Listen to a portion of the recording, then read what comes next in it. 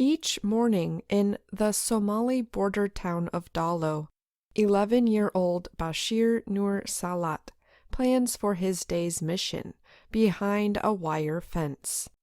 He eyes his prize through the barrier: lunch. The worst drought in 40 years in war-torn Somalia forced Bashir's family to leave their farm 3 months ago. They moved about 100 kilometers north to Dalo. The town is on the border with Ethiopia. Bashir lives in a place where 3 major crises are coming together: climate change, rising food prices, and war. Today, he leads a group of younger children who gather at the fence of Kabasa Primary School. They arrive when the school begins serving its students food. Many in Bashir's group were among the latest group of people arriving in Dalo. They arrived too late in the year to register for schooling. Through the fence, the children watch as students inside eat warm food provided by a United Nations-supported program. The program provides one of the few dependable sources of food in the town. One by one, the children make their way through a broken part of the fence. They run across the schoolyard and quickly take a meal when they do not think the teachers are looking.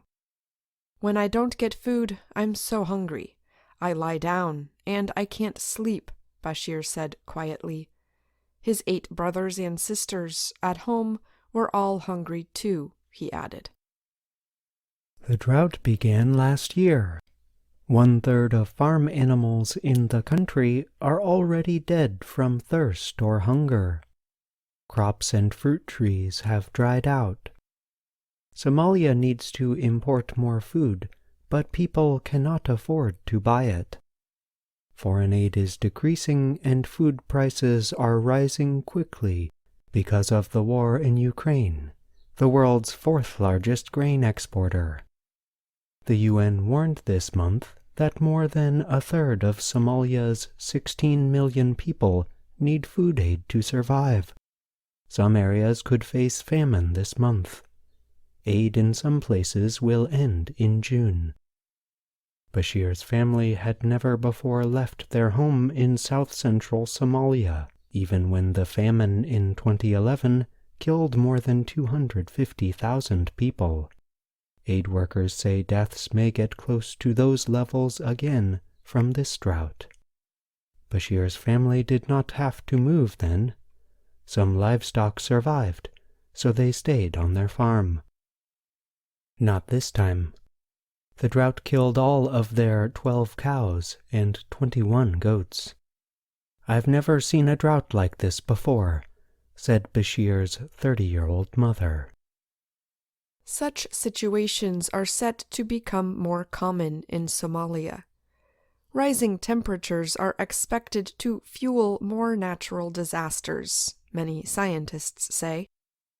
In the last 50 years, extreme weather events have increased by 5 times, according to the UN's World Meteorological Organization, or WMO. The Horn of Africa, including Somalia, is at its driest on record. This year's March to April rains, the first of 2 yearly rainy seasons, have been the smallest in 70 years. The second rains from October to December are also predicted to be unusually dry.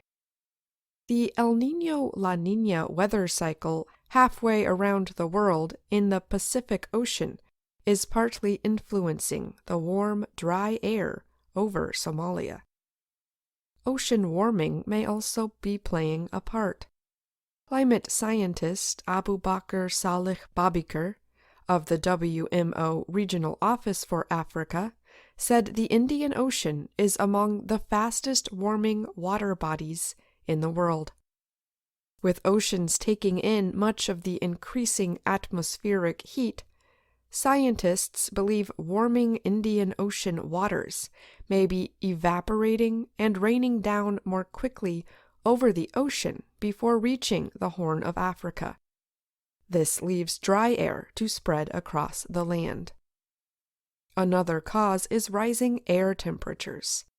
In Somalia, temperatures have increased an average of 1.7 degrees Celsius from the pre-industrial average. That is greater than the worldwide increased average of 1.2 degrees, said Babiker. Warmer air speeds up evaporation from soil and plants. Dalo's hospital is full of tired, weak patients in its children's area. Every bed was taken when Reuters reporters visited in May.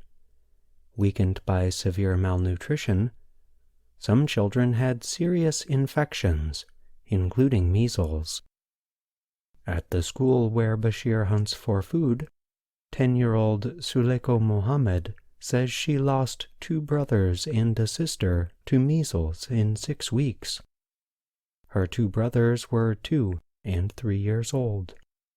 Her older sister, she said, used to help her with homework. Down the road, market areas offered fruits, beans, and bags of flour and wheat. But the foods were too costly for many to consider buying.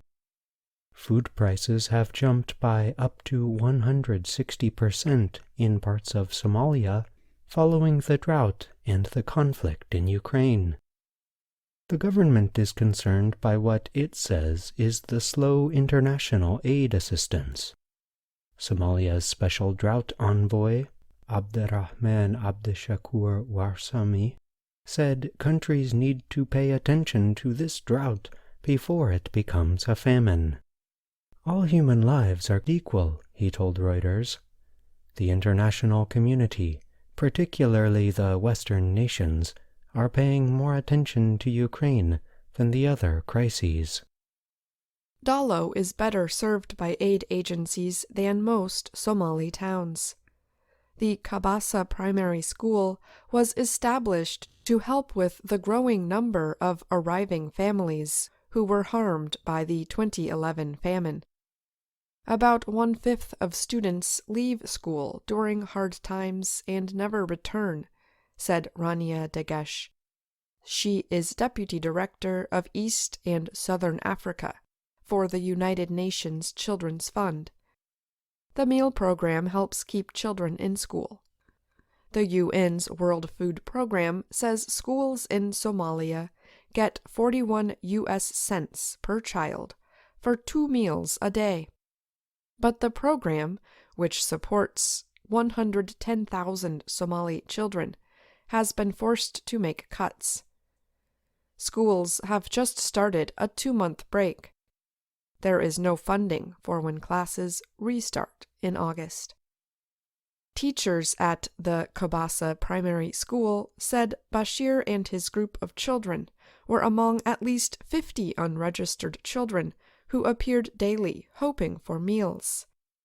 Sometimes teachers pushed them back. Sometimes they offered leftovers. If they eat, then there is not enough for the students, said Kabasa's principal, Abdikarim Dahir Gal. Gal watched Bashir and the others sneak into the schoolyard. He acted like he did not notice. It was the last day of the school term. I am a teacher, he said, but I am also a parent. Outside, Bashir walked back toward the fence. He had a metal plate of beans and corn. His smile was wide, and he held his head high. At last, he would eat. I'm Ashley Thompson. And I'm John Russell.